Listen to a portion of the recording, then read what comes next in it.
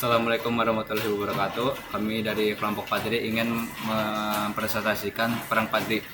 Saya Atala. Saya Desdi Musi. Saya Daniel. Jadi yang pertama kita masuk ke latar belakang. Yang pertama, perebutan kekuasaan antara bangsawan dan ulama. Jadi kaum Padri ingin menerapkan hukum Islam secara ketat dalam masyarakat Minangkabau, sedangkan kaum adat ingin mempertahankan tradisi dan adat istiadat yang telah berlaku, termasuk beberapa kebiasaan yang tidak sesuai dengan ajaran Islam seperti berjudi dan alkohol. Yang kedua, pengaruh gerakan Wahabi. Beberapa ulama Minangkabau yang kembali dari haji membawa ide-ide gerakan Wahabi yang menekankan pada penegakan syariat Islam secara ketat. Yang ketiga, perselisihan agama dan adat.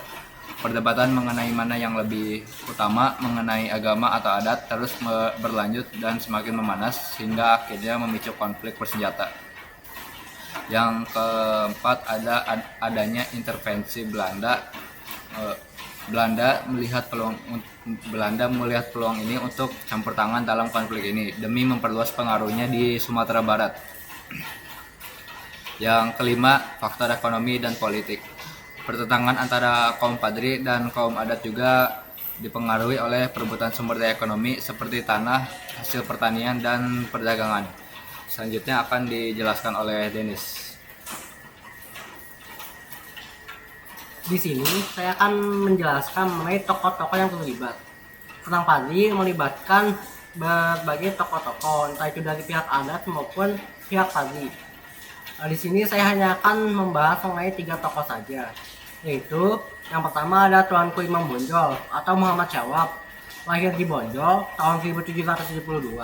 Dia merupakan salah satu tokoh pemimpin utama dari kaum Padri saat berperang melawan Belanda.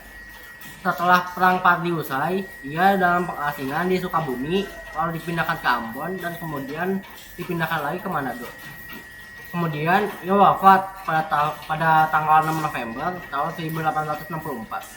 Lalu tokoh yang kedua adalah Tuanku Tambusai atau Muhammad Salah, lahir di Dalu-Dalu, Rokan Hulu, Riau pada tahun 1784. Ia memimpin pergerakan perlawanan di wilayah Rokan Hulu dan berhasil menghancurkan Fort Amorongen milik Belanda. Kemudian ia meninggal pada tanggal 12 November tahun 1882 di Soremban, Negeri Sembilan, atau sekarang lebih dikenal dengan nama Malaysia. Tokoh yang ketiga berasal dari pihak adat, yaitu Sultan Arifin Moningsyah. Ia lahir di Pagaruyung tahun 1745. Ia merupakan sultan terakhir dari Kesultanan Pagaruyung dan memimpin kaum adat. Pada tahun 1815, kaum Padri yang dipimpin oleh Tuanku Pasaman menyerang ibu kota Kesultanan Pagaruyung dan menyebabkan Sultan Arifin Moningsyah melarikan diri ke Lubuk Jambi. Kemudian ia meninggal pada Agustus 1824 dan digantikan oleh sepupunya. Selanjutnya akan dilanjutkan oleh Mr. Daniel. Oke, untuk waktu dan lokasi, untuk waktunya tersendiri, Perang Padri berlangsung selama 34 tahun. Dari tahun 1803 hingga 1837. Oke, untuk lokasinya tersendiri, Perang Padri utamanya berada di Minangkabau, Sumatera Barat, di Indonesia.